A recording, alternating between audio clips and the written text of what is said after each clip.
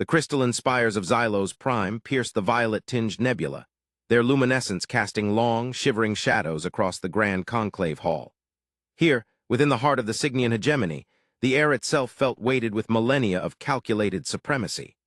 Holographic projections of the contested sector shimmered above the polished obsidian floor, their light flickering across the segmented, armored faces of the assembled triumvirate and their chief advisors. Grand Strategos Krill, his primary ocular stalks narrowed to slivers of frustrated amber, slammed a multi-jointed manipulator onto the conference dais. The sound, though dampened by the inertial dampeners of the chamber, resonated with the deep, grinding finality of ancient displeasure. The issue at hand was not merely a strategic failure. It was an existential embarrassment woven from the impossible reports filtering back from the peripheral systems designated Sol 3 incursion zone. Unacceptable, Krill's voice boomed, a complex layering of harmonic resonance that implied both cold fury and profound political calculation. General Vexil assures us the containment effort was swift, yet sensor logs confirm sustained presence. The resources deployed were triple the projected requirement for pacification, and the intelligence profile remains dangerously ambiguous. We speak of an organism that managed to breach the outer veil defenses using rudimentary propulsion methods, yet now holds a sector boundary as if it were a fortress wall. Explain this dereliction, High Counselor Thuron.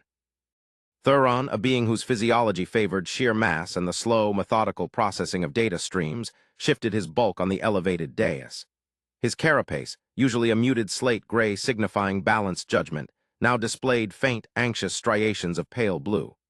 Grand Strategos, the anomaly persists not because of insufficient force, but due to the inherent unpredictability of the source entity. We designate them humans. Their operational parameters defy established xenological modeling.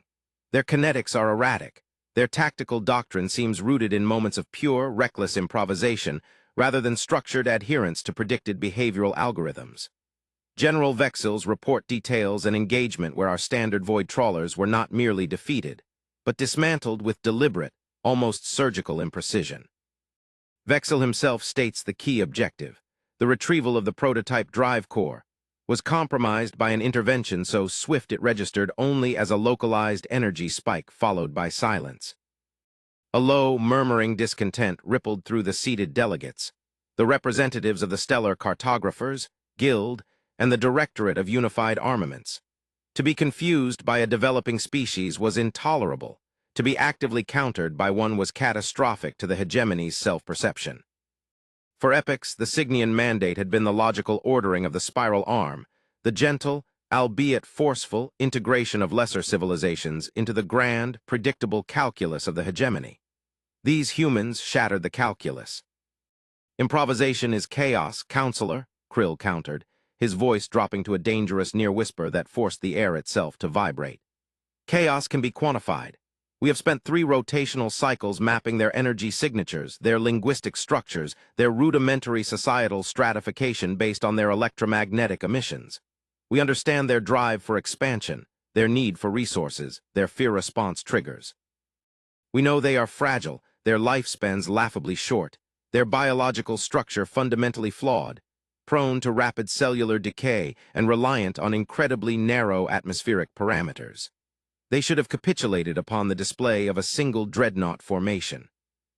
And yet they have not, stated the third member of the triumvirate, the emissary Lyra, whose species specialized in non-kinetic negotiation and psychological penetration. Lyra's form was slender, almost ethereal, radiating a cool, intelligent luminescence. The data streams we intercept, Strategos, suggest something beyond mere territorial defense.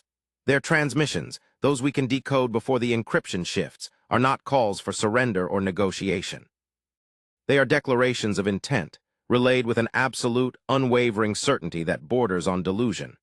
They speak of inherent rights and unyielding sovereignty, as if these concepts possessed tangible defensive properties.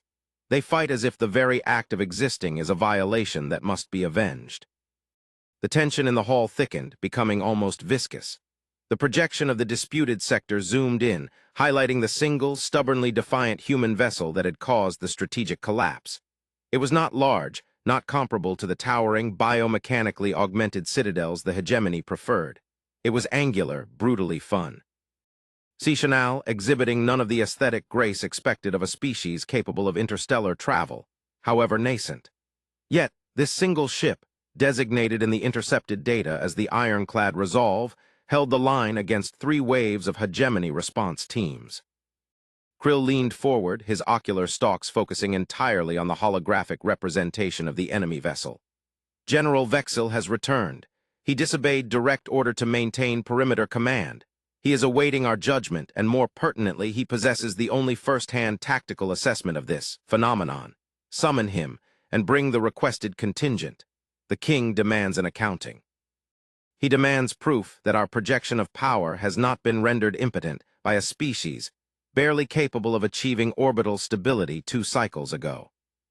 The order was relayed through the silent, waiting administrative apparatus of the hall.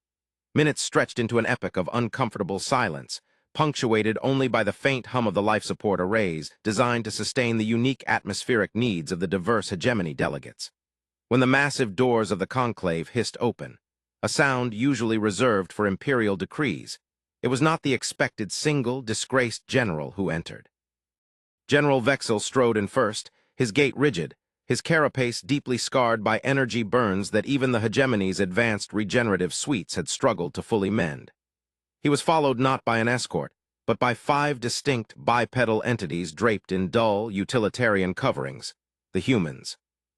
They moved with a disconcerting lack of obvious military formation, their movements economical, their posture utterly devoid of the instinctive submission common to newly encountered species before the hegemony's superior psychological conditioning protocols took effect. They stood near Vexil, not guarded, but simply present, radiating an unnerving stillness. Vexil halted before the dais, performing the required, deeply humiliating prostration. "My lords, triumvirate, I offer my deepest apologies for the violation of protocol. My presence here is necessary for the delivery of the actual assessment." Krill did not acknowledge the apology. His gaze was locked onto the 5 captive organisms. "Vexil, your report spoke of a tactical failure due to unforeseen tactical recursion. We expected a summary of enemy strengths. We did not expect you to bring the very source of the contamination into the heart of the hegemony. With respect, strategos, they are not merely the source. They are the key," Vexil responded, managing to infuse a measured defiance into his tone, a dangerous habit he had clearly cultivated during his isolation. "The intelligence requested by His Majesty regarding the capabilities of the entity holding the Sol 3 line cannot be provided by proxy. We captured the retrieval team leader and 4 supporting personnel after the ironclad Resolve initiated a localized temporal displacement field, allowing them to infiltrate our holding station. They did not resist capture in the manner we anticipated." Thuron stirred the friction of his massive plates, causing a low rumble. "Define did not resist. Did they enter stasis protocols? Did they display resignation?"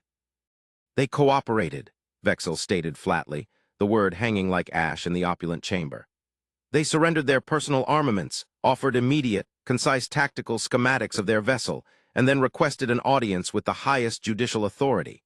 They made no demands concerning their own immediate welfare, only concerning the cessation of hostilities against their designated territory." Lyra tilted her luminous head, a gesture of intense scrutiny. "Cooperation? After such fierce resistance? This suggests either a profound lack of commitment to their cause or a deception of extreme complexity." "It is neither, emissary," Vexil pressed, gesturing toward the 5 humans who remained motionless, observing the surroundings with an unnerving blend of detached curiosity and absolute focus. "It is calculation. They possess a terrifying dedication to logical progression, even when faced with overwhelming biological odds. They accepted their capture not as defeat, but as the necessary prerequisite for the next phase of their strategy. They came here to negotiate, not from a position of weakness, but from a position of established, undeniable presence in the field." Krill waved a dismissing manipulator towards the prisoners. "Remove them to the isolation cells. We will review their biological profiles later. Vexil, your explanation for the loss of the drive core." "The drive core remains functionally irrelevant, strategos," Vexil said, his voice gaining a strained intensity. "While we focused on retrieving the technology, the primary objective of the humans was the preservation of information.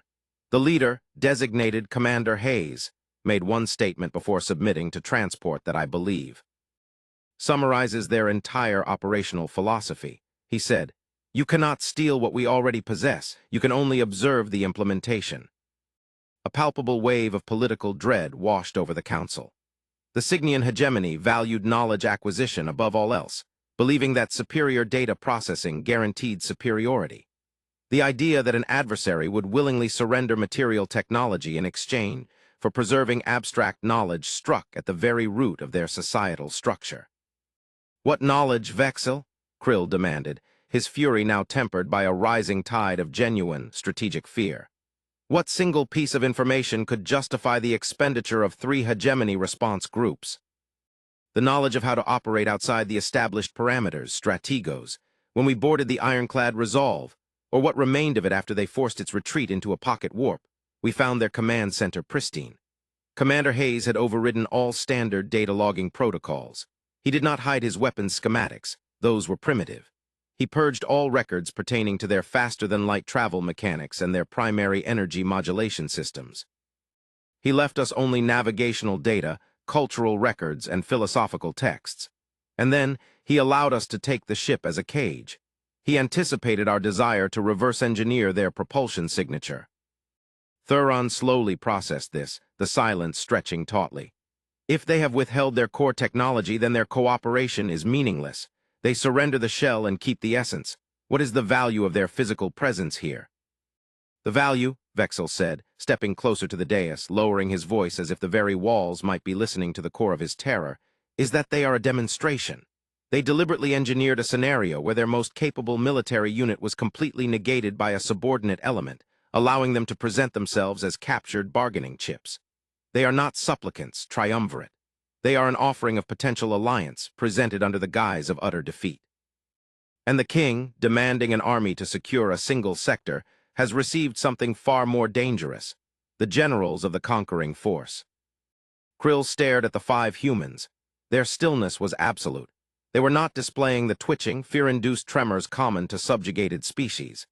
They simply observed the opulent chamber, the shimmering ceiling, the panicked expressions of the hegemony elite, with an air that suggested they were merely cataloging minor environmental defects. "If they are generals," Krill articulated slowly, the word feeling strange and heavy on his resonance organs, "then where is their army? Vexil, your report stated the sector was stabilized only after an unprecedented deployment of heavy kinetic bombardment that rendered the local planetary surface uninhabitable. Where are the forces that necessitated that level of response?" Vexil drew a shaky breath, the air filtration systems momentarily struggling with the stress indicators emanating from his frame. "That is the crux of the matter, Grand Strategos. The king demanded an army to neutralize the incursion. General Vexil did not bring back a surviving tactical battalion. He brought back the source of the problem, the idea of the problem, contained within 5 individuals. Their tactical doctrine seems to suggest that a sufficient demonstration of capability negates the need for material force." Lyra leaned in towards the triumvirate's private communication nexus. "Strategos, Emissary Lyra advises immediate adherence to their stated desire for audience. If their objective was indeed to enter the core domain, they have succeeded through calculated vulnerability. To treat them as mere prisoners now would confirm the hegemony's arrogance, which their intelligence suggests is their primary vulnerability." Krill made his decision, the political ramifications of appeasement battling the ingrained cultural need for absolute domination. The king's mandate was absolute, but the survival of the hegemony's political standing was paramount. "Very well. General Vexil, you will ensure these 5 entities are treated with the respect due to delegates attempting high-level negotiation, not prisoners of war. They will be escorted to the royal audience chamber. They will be provided with atmospheric conditions suitable to their documented biological requirements. But understand this, Vexil. If this is a ploy, if one single asset fails to adhere to the protocols of absolute deference, you will be the first to suffer the consequences of their audacity." The 5 humans were then escorted under heavy, yet strangely subdued guard detail. As they passed through the immense, vaulted corridors leading towards the royal apex, they moved with the same measured pace. Commander Hayes, the central figure, paused momentarily near a complex kinetic sculpture. depicting the hegemony's ancient victory over the Void Weavers, a display meant to intimidate any lesser species into submission. Hayes did not gawk. He analyzed the structural stresses in the metallic limbs of the defeated entity, his expression one of quiet, almost academic interest in failed engineering. The royal audience chamber was a space designed to crush the will. It was vast, the ceiling lost in an aurora of captive plasma, the seating arrangements tiered to emphasize the monarch's absolute vertical dominance. King Thraxian, the hegemon of the hegemony, sat upon a throne carved from a solidified neutron star remnant, his presence demanding an immediate physiological bowing reflex from all sentient life forms within the massive space. General Vexil and the 5 humans knelt stiffly on the receiving plinth, far below the king's elevated seat. King Thraxian, a magnificent, ancient being whose every movement represented an immense expenditure of political inertia, surveyed the assemblage. His voice, when it finally cut through the silence, was not a booming command, but a measured, cold assessment transmitted directly into the neural pathways of all present. General Vexil, you have returned with relics of a failed engagement, and you present them as emissaries. I demanded an army to secure a border dispute. You bring me 5 fragile organisms who have managed to disrupt 3 strategic fleets. Explain this profound imbalance. Vexil maintained his prostration but forced his voice outward, projecting carefully synthesized words into the echoing vastness. Your Majesty, the imbalance is precisely the observation they intend for us to make. They are not an army in the hegemonic sense, a mass of coordinated combatants. They are a deployment of pure strategic intellect, inserted into the highest echelon of decision-making. They surrender the tactical engagement to secure the strategic audience. Commander Hayes finally stirred, rising slowly to his full, unimpressive height, barely reaching the knee joint of Vexil. The other 4 humans remained kneeling, adopting positions of attentive, silent readiness. Hayes's eyes, dark and startlingly direct even under the oppressive ambient light, locked onto the king. King Thraxian, Hayes began. His voice was not resonant or artificially amplified. It was a simple, clear tenor devoid of tremor, utterly human. We are not relics. We are the Provisional Diplomatic Corps dispatched under extreme duress as representatives of the Terran Confederacy. We do not seek negotiation from a position of strength, for we understand the scope of your dominion. We seek recognition of a principle. Thraxian's projection sharpened, an electronic equivalent of incredulity. Principle. You shatter the protocols of interstellar engagement, destroy vital hegemony assets, and then speak to me of abstract concepts. What principle justifies the loss of a forward scouting garrison? The principle of non-negotiable self-determination, Hayes replied, unwavering. He gestured subtly towards the 4 silent figures behind him. My colleagues here represent specialized expertise. They are not soldiers, Your Majesty, though they are capable in their respective fields. They are a linguist, a quantum physicist, a cultural anthropologist, and a political theorist. We did not come here to fight your army. We came here to show you that we are the army, and that our structure is built upon layers that your standard invasion doctrine cannot penetrate. Lyra interjected, her voice a soft, melodic counterpoint to the tension. Commander Hayes, your vessel, the Ironclad Resolve, utilized a localized field collapse that suggested manipulation of temporal vectors beyond standard theoretical limits. Limits we believed were computationally impossible without massive, dedicated installations. If you possess such technology, why did you not use it to defend your territory directly, rather than engaging in futile localized conflict?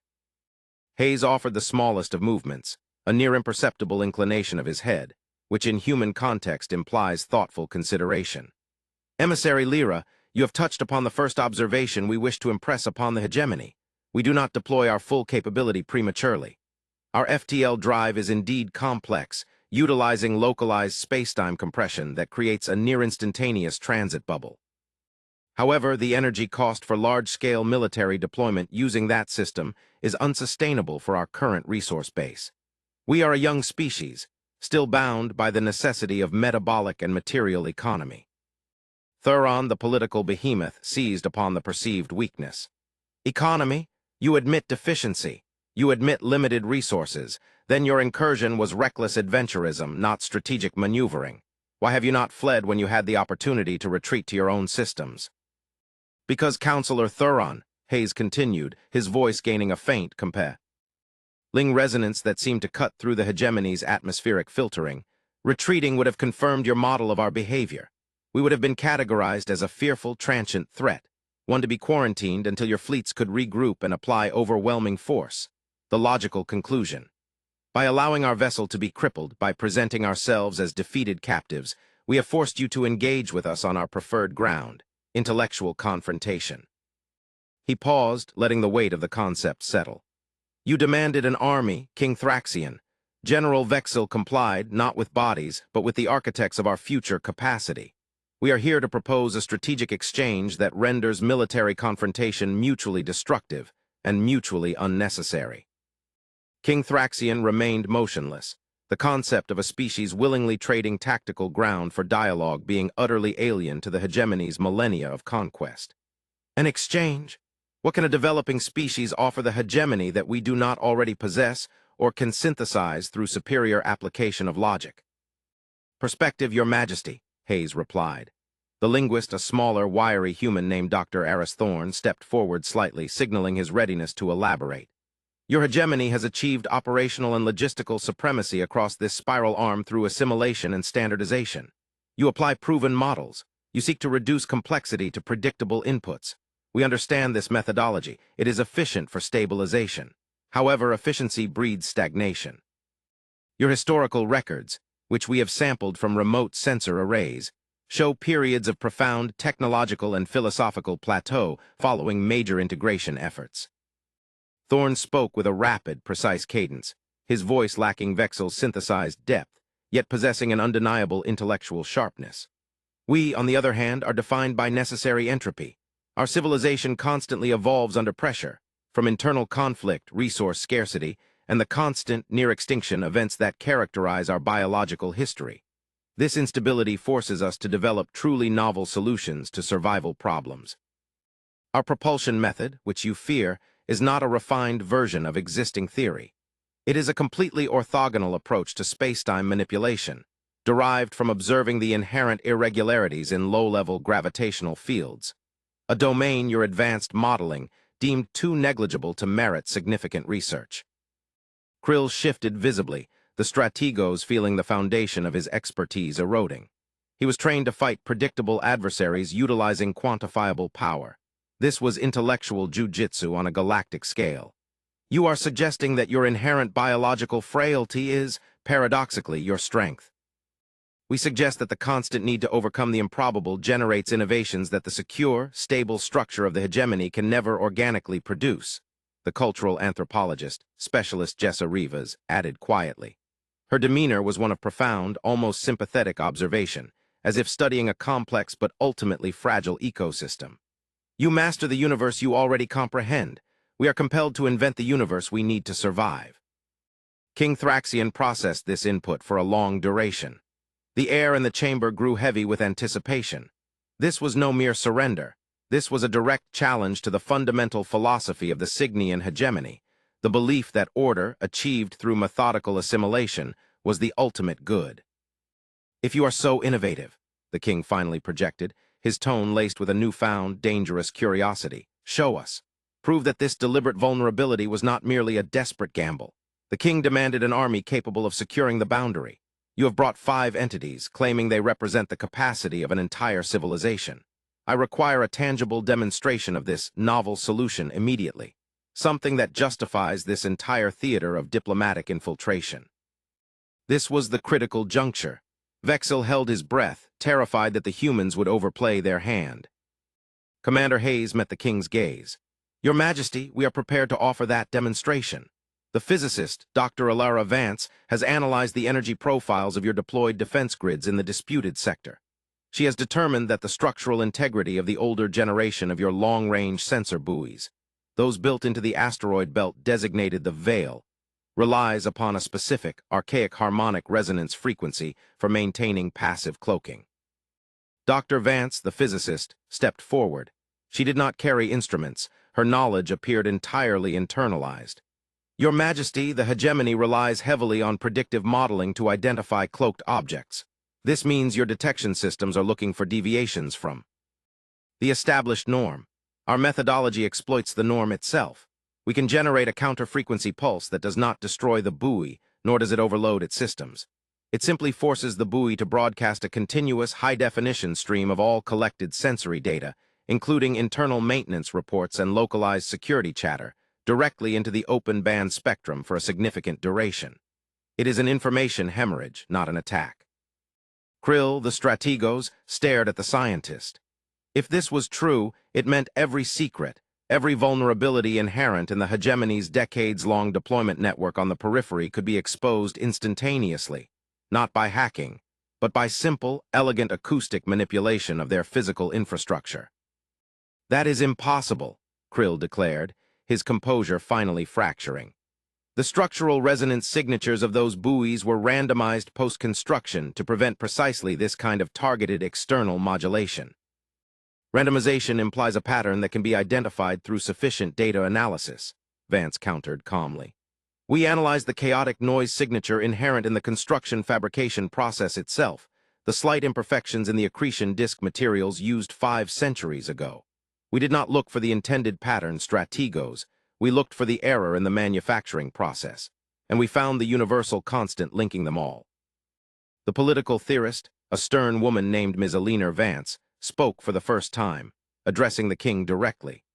"Your Majesty, if we can achieve this demonstration remotely across the vast distance separating us from the deployment zone, if we can prove we can manipulate your infrastructure without firing a weapon, then you must concede that our capacity is not measured by the size of our starships, but by the depth of our understanding.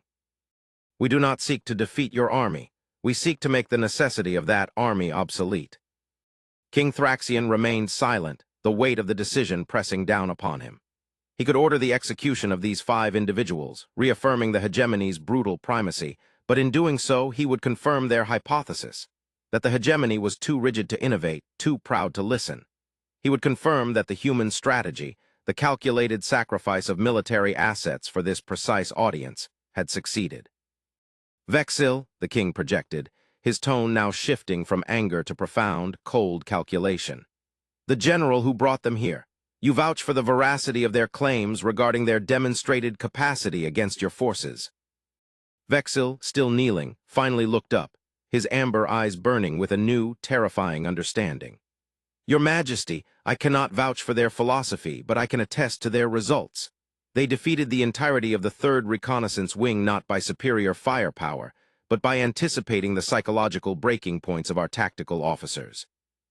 They used localized gravitational spikes to induce momentary vertigo in our bridge crews, forcing minor navigational errors that cascaded into systemic failures. They fight the pilot, not the ship. They are terrifyingly human." Thraxian made his choice. The foundations of hegemony foreign policy, built on the premise of crushing lesser resistance through overwhelming, predictable force, were cracking. To ignore this level of specialized, non-kinetic capability would invite future, undetectable incursions that might cripple the entire superstructure of the Empire. "Commander Hayes, Dr. Vance, you have the King's attention. You have the platform. Demonstrate this informational breach upon the sensor buoys of the Veil. If you succeed, we will pause all kinetic operations in the Sol 3 sector for 1 full rotational cycle. If you fail, or if you attempt any act of aggression beyond the precise parameters you have specified, the demonstration will cease, and you will all be reduced to elemental dust." The humans acknowledged the terms with simple nods. There were no boasts, no grand pronouncements of victory. The political theorist, Ms. Vance, spoke one final time before the moment of the demonstration. "Your Majesty, we understand the gravity of this truce, but we must be absolutely clear. While we pause hostilities on the periphery, we require assurances regarding the integrity of our immediate home system, Earth. Should any hegemony scout vessel cross the established demarcation line you set, we consider the truce immediately void, and we will initiate our own defense protocols, which we guarantee will be exponentially more devastating to your forward bases than anything you have witnessed thus far." This statement, delivered with such quiet conviction, a threat layered with cold, empirical fact, served as the second major shock to the Hegemony Council. They had anticipated demanding obedience. They were now being issued clear, non-negotiable boundaries by the Cap. "Yurd Envoy." The demonstration was initiated remotely, utilizing the sophisticated, yet deliberately primitive, communication relay equipment the humans had insisted upon bringing with them. Equipment which, upon closer inspection by hegemony engineers, utilized quantum entanglement methods far beyond the hegemony's current publicly known capabilities. Commander Hayes stood before the massive observation screen, and Dr. Vance initiated the sequence. The silence in the royal chamber became absolute.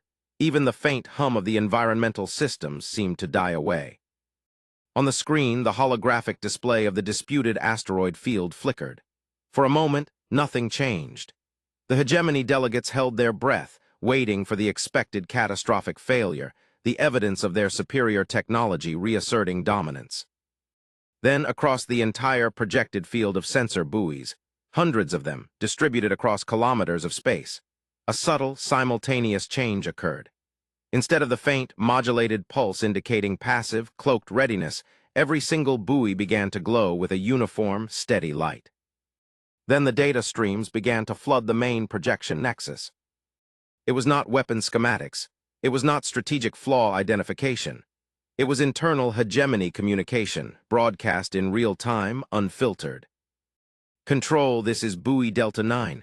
Maintenance cycle commencing. Core temperature spike anomalous, requesting diagnostic override.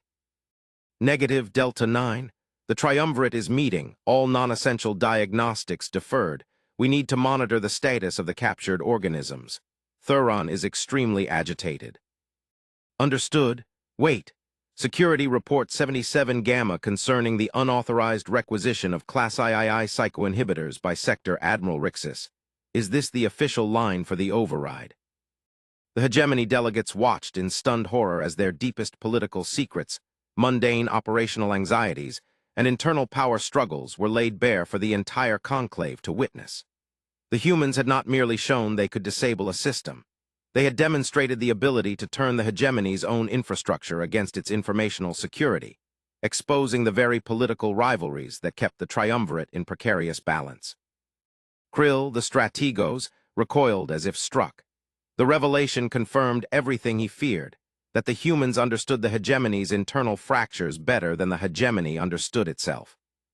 King Thraxian remained impassive, but the very structure of the light emanating from his throne seemed to flicker with the strain of processing this complex threat.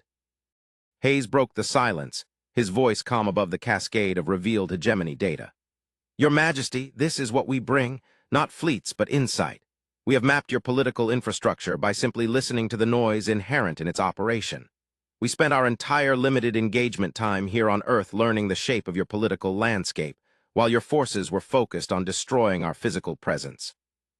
Dr. Vance concluded the demonstration, cutting off the broadcast with a precise counterpulse that restored the buoys to their silent, cloaked state, leaving the chamber silent once more, save for the rapid whispers of the delegates scrambling to contain the political damage of the live broadcast. One rotational cycle, Your Majesty, Hayes reiterated, his stance unchanged. We offer peace based on mutual, undeniable understanding of the other's fundamental nature. We offer technological synergy based on our orthogonal approach to physics in exchange for guaranteed sovereign space. The air in the hall was thick with the realization that they were not dealing with a barbarian horde, but with a civilization operating on a hyper-accelerated developmental trajectory, one that valued data acquisition over brute force, and which leveraged internal political weaknesses with surgical precision. The king had demanded an army. General Vexil had returned with something far more insidious, a mirror reflecting the hegemony's deepest insecurities. King Thraxian issued a complex, agonizing directive, a political maneuver that cost him significant face within his own council, but preserved the strategic integrity of the peripheral systems. The cessation of kinetic engagement is enacted. Triumvirate, you will establish a formal diplomatic conduit with the Terran representatives. The terms of engagement are now defined by their demonstration. General Vexil, your dereliction is overlooked. Your delivery of these envoys has averted a larger strategic failure. The initial tension dissolved, replaced by a chilling, methodical negotiation phase. Over the next several cycles, the humans, Hayes, Vance, Thorne, Rivas, and a medical specialist, Dr. Chen, worked within the hegemony's diplomatic sectors. They were not impressed by the grandeur nor intimidated by the technology.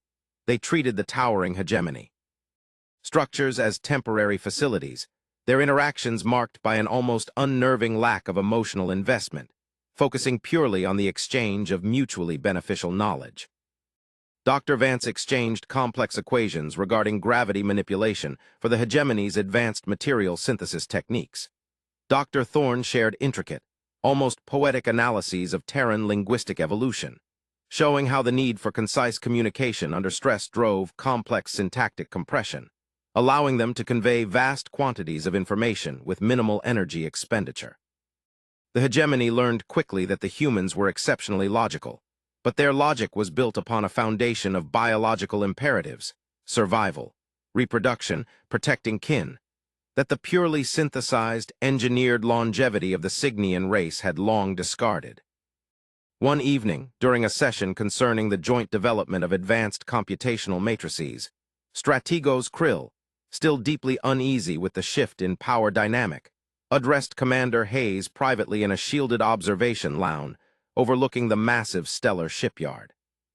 "Commander," Krill began, his voice carefully modulated to express professional interest rather than inherent respect.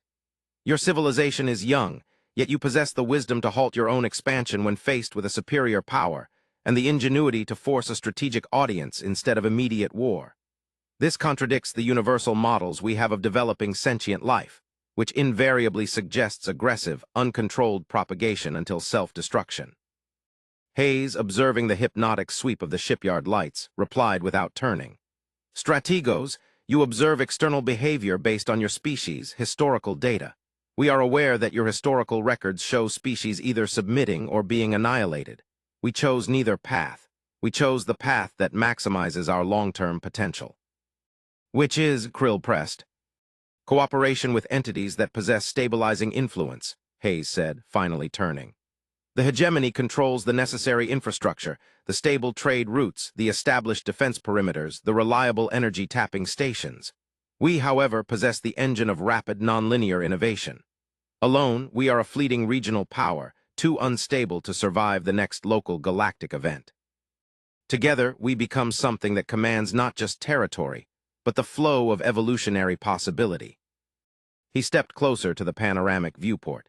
"Your species has achieved remarkable longevity and stability, Strategos, but in achieving stability, you have sacrificed the necessary friction that drives true novelty. You are excellent at optimizing existing systems. We are masters of creating entirely new systems from broken parts." Krill leaned against the viewport railing, a rare admission of vulnerability.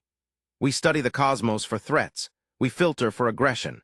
Yet you arrived, displaying immense aggression initially, only to switch instantly to calculated diplomacy when we demonstrated our capacity to retaliate with extinction-level force.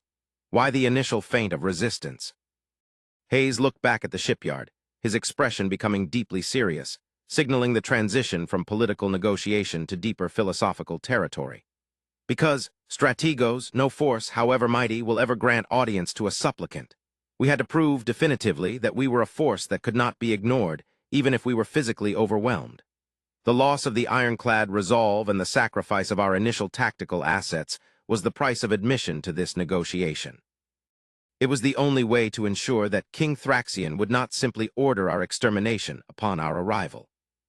This clarity, this absolute acceptance of sacrifice for a defined, long-term political goal, was profoundly unsettling to the Cygnian mind, which prioritized the survival of the collective structure above individual fate. The exchange continued, blossoming into a tentative, pragmatic alliance. The hegemony saw a path to invigorating its stagnating scientific output. The humans gained access to resources and stability crucial for their next great leap. The Sol 3 sector was stabilized under a joint watch, the human presence now respected, their small fleet, the remnants of the original incursion force, granted protected status near a hegemony frontier outpost, monitored but not threatened. The alliance was formalized on the third rotation after the demonstration. The king presided, and Commander Hayes stood beside the triumvirate, no longer a prisoner, but an acknowledged sovereign counterpart. It was during the signing of the Concordat of Calculated Ascent that the final piece of the puzzle was revealed, not by the humans, but by the hegemony's own deep-time archival analysis. Emissary Lyra, tasked with integrating human cultural data into the hegemony's philosophical database, presented a discovery during the ratification ceremony, interrupting the formal proceedings. Your Majesty, Triumvirate Commander Hayes. While analyzing the archaic linguistic records provided by Dr. Thorne, we cross-referenced the structural symbols used in their most ancient star charts, symbols they believed were purely mythological notations from their pre-spaceflight history. Lyra projected a complex, three-dimensional overlay onto the hall's central display. It depicted not a planetary system, but a vast, decaying superstructure, an artificial construct of impossible scale, far beyond the known boundaries of the hegemony's territory, deep within the intergalactic void. This structure, Lyra stated, her usual calm tone edged with awe, is not Terran. It is vastly older. Analysis of the energy signatures required to sustain its existence, even in decay, suggests engineering principles that dwarf hegemony capabilities by several orders of magnitude. We have been unable to place it in any known cosmic index.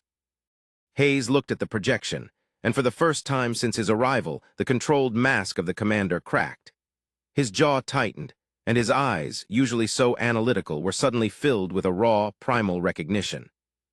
"That is the Great Silence," Hayes whispered, the sound barely audible, yet amplified by the chamber's sensitivity. Krill reacted instantly. "Silence? Commander, what is that structure? It appears to be a Dyson swarm constructed around a dead star, but the scale defies physics as we understand it." Hayes turned fully to the hegemony leaders, his diplomatic composure entirely gone, replaced by the grim determination Vexil had witnessed in battle. "That structure is the tomb of the civilization that taught us everything we know about physics, everything we needed to know to survive," Hayes confessed. "The reason we are so obsessed with nonlinear innovation, the reason we risk everything on calculated gambles, is because we are the descendants of refugees who fled that thing." He pointed toward the decaying behemoth on the screen. "We call ourselves humans because we are what remains after utter catastrophe. We learned physics from their ruins.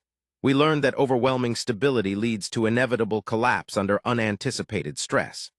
That structure housed a civilization whose understanding of the cosmos rendered the hegemony's current mastery, kindergarten level." Dr. Vance stepped forward, her face pale. "The reason we held back our FTL drive technology, Strategos Krill, is not just resource management. It is preservation. The drive we use is a dangerous, unstable byproduct of reverse engineering one of the few intact data cores we recovered from that collapse. We do not fully understand the long-term side effects of the temporal compression we employ." Thorne added, his voice vibrating with historical horror, "We are already fighting the consequences of that ancient knowledge. Our short lifespans, the cellular decay you noted earlier, that is not inherent to our baseline biology. It is a slow, cumulative toxicity inherited from the initial influx of their residual energy signatures during our cultural genesis." The implication struck the hegemony leadership with devastating force. They had feared a civilization that was aggressively ascending. They had encountered a civilization that was desperately trying to outrun a catastrophic legacy, utilizing dangerous, half-understood knowledge simply to keep pace with their own ticking biological clock. King Thraxian, for the first time in millennia, felt a genuine tremor of cosmic fear. His empire, certain of its mastery over the local spiral arm, had stumbled upon a civilization that was itself the living remnant of a power far exceeding anything they could conceive. "If that civilization was so powerful, Commander," Thraxian projected slowly, his authority struggling to reassert itself against the weight of this new, terrifying context, "why did it collapse? What force could defeat the builders of such a megastructure?" Hayes looked at the king, his eyes filled with a shared, species-spanning sorrow. "They didn't collapse from external invasion, Your Majesty. They became so sophisticated, so utterly insulated by their own perfect logic and technological supremacy, that they became incapable of perceiving threats originating outside their established parameters. They became blind to the irrational, the random, the beautifully messy ingenuity of life fighting against the odds." He gestured back towards the human envoys.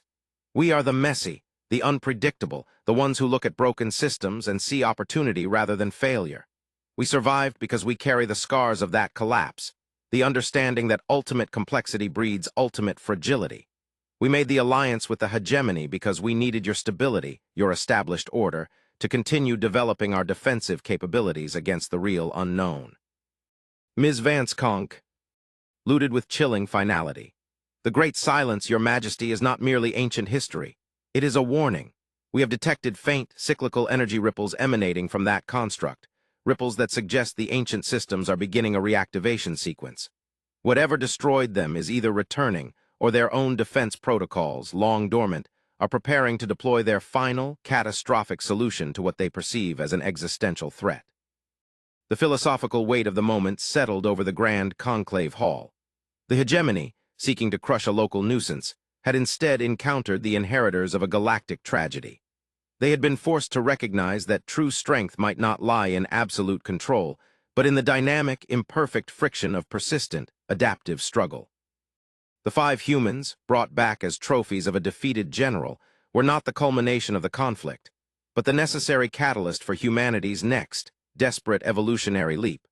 A leap now inextricably linked to the ancient, ordered power of the Cygnian hegemony, against a threat that rendered both empires equal in their sudden, profound vulnerability. The future of the spiral arm now rested not on hegemony dominance, but on the desperate synthesis of cold, ordered logic and fierce, chaotic survival instinct.